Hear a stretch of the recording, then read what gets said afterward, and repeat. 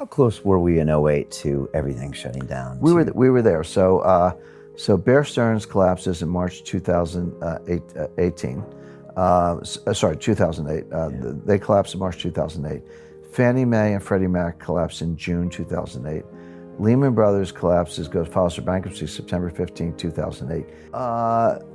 Merrill was thrust into the hands of Bank of America. Right, yeah. This is when, that sort of came after.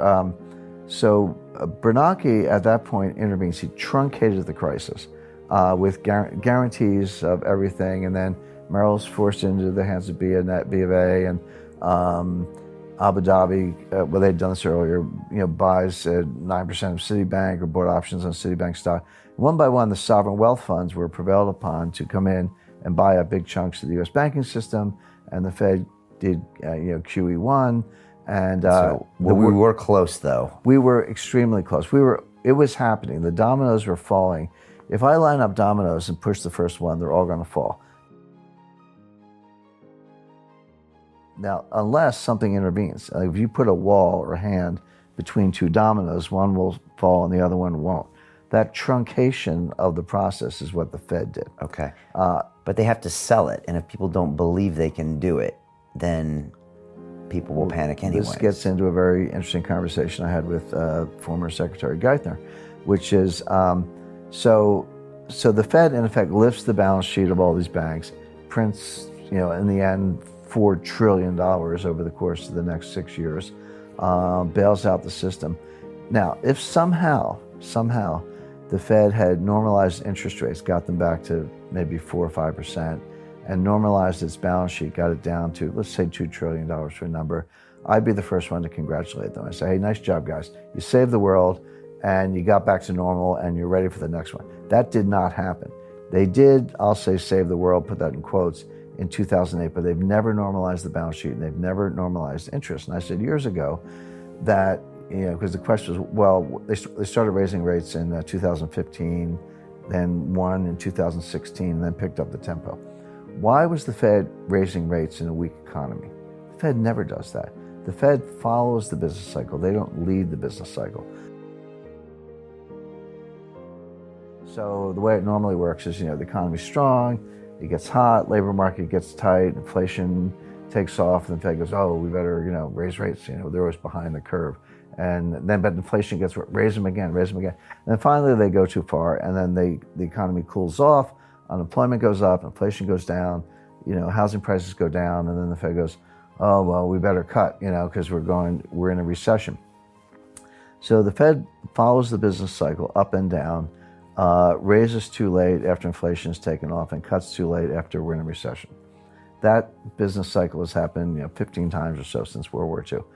That's not what was happening in 2017, 2018. They were raising into weakness. Why on earth would the Fed raise into weakness? The answer is they were trying to get ready for the next recession, because the evidence is clear. It takes 400 to 500 basis points of rate cuts, or 4 to 5 percentage points of rate cuts, to get the U.S. out of a recession. How do you cut rates 4% when you're at 2%? You can't. Okay. You're going to hit zero. Then what do? QE4.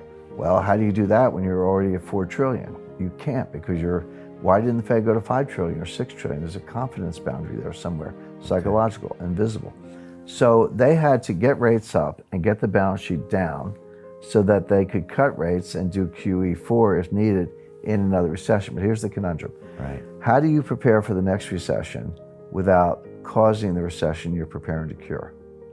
And I said they couldn't do it, and they didn't. December 24th, Christmas Eve, 2018, the Christmas Eve massacre, U.S. stocks were down 18% between October 1st and December 24th. And that's when Jay Powell had his epiphany, and he said, we went too far with that mid-December rate cut, or rate hike, rather. So we still have never paid back what happened in '08. Correct. We've masked it with the printing of money and all these manipulations. And they were thinking, okay, with the recessions coming on the horizon, we have to actually start saving up for that. But the system can't handle that. They cannot get there without causing a recession. Without causing another recession. And they realized that. We were heading for a recession at the end of 2018. Patient means we're not going to raise rates until further notice, and we will let you know in advance if we do. So that's a signal you can put the carry trade back on, because the only way you lose money in a carry trade is if short-term rates go up. You know, you're borrowing short, lending long, you got currency exposure. If the Fed raises rates and didn't tell you, you'd get crushed, but they said, don't worry, we got your back, we're not going to raise rates. Then he went further by the spring and said, well, now we're going to cut rates. And this is, we're going to accommodate the economy. Again, another code word, we're going to cut rates.